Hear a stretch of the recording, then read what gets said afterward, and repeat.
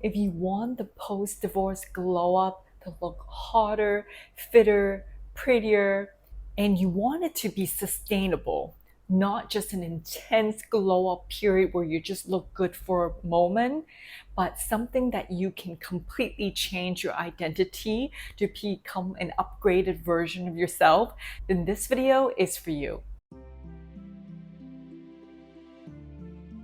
Hi, I'm Clover, a post-divorce reinvention coach for women to help women become their best selves, to reinvent their identity, their money, and their body after heartbreak. I've been through a fair share of glow-ups after my divorce, after my ex-husband, after the other breakups after divorce. Many times I was going through this intense glow-up period, but I could never stick to it because I wasn't fundamentally changing these things that I'm about to share with you. There are 3 stages after a glow up that is essential to understand so you know which one you're in and how do you move forward. Stage 1 is survival. Many times we feel horrible after divorce. We go through this post-traumatic growth period. It stems from survival, from a place of wanting to prove the other person wrong, wanting to feel good in our bodies again. I've been through that many more times than I can count. It always comes from a place of fear, and I just want to have a revenge body to prove him right. I could never sustain it because it came from a place of centering my energy on him or the next him, but never actually for me. So it became self-punishments as disguised as self-development. But this is such a normal stage that we go through for all of us because our body are designed to survive before we thrive. That is why this is the first stage to understand.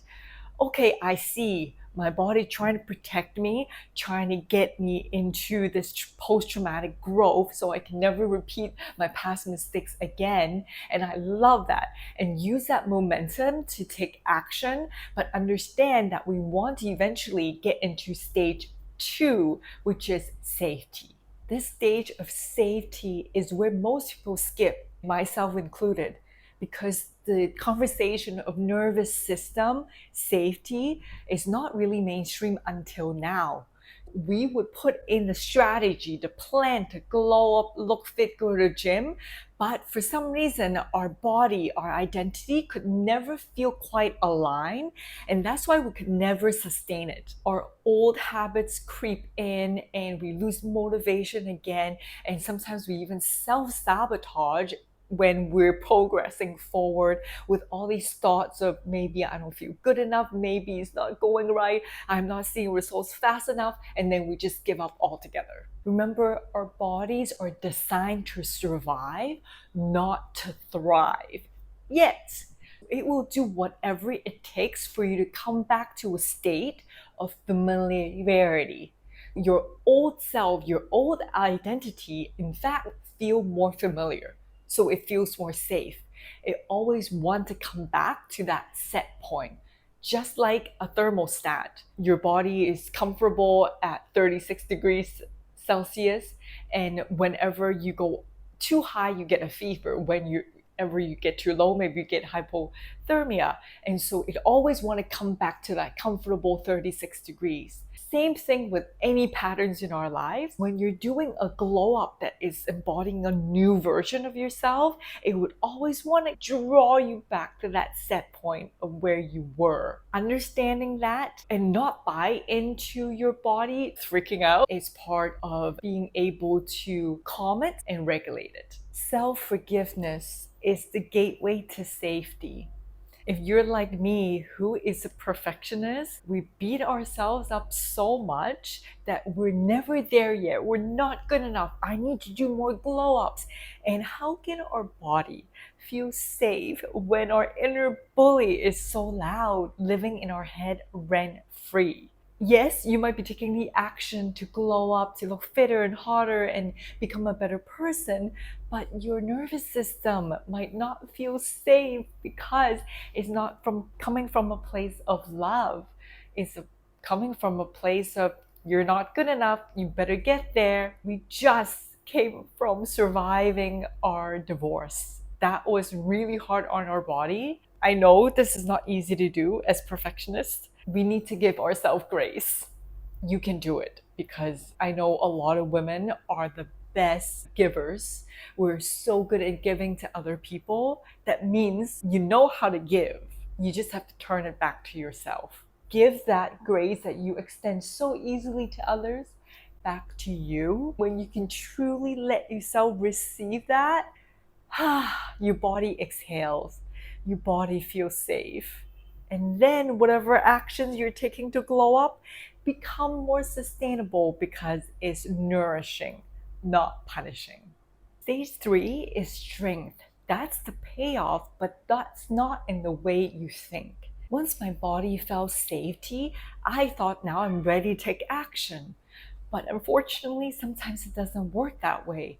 I have to get uncomfortable and then prove my body's safety that I can do the thing, then the momentum continues. So strength is both that you regulate for safety, but you also take action to prove your body safety again. Sometimes you settle first and then you take action. And sometimes you take action first before your body settles. Both build the woman, and you use the right tool at the right time for you. And let's be real, as women, we like to look good. But what really matters is who you're doing it for. I'm now doing it for my own gaze, not for the male gaze, not for other people's validation or approval, because that comes from wanting myself to live a long, happy life for myself, not to exist for other people. So strength is where the glow up lasts. It's not powered by willpower, but is powered by a body that feels safe enough to be challenged. We are holistic beings. Sometimes our identity or money or body, they're all interconnected. But one can be louder than the other. If you want to see which one you need the most care right now, take my glow up quiz in the description below, and you can get your personalized glow up plan from me. That way you can start taking action today. Subscribe to the channel if you want your own divorce glow up in a way that feels sustainable, but most important of all, from a place of you choosing you.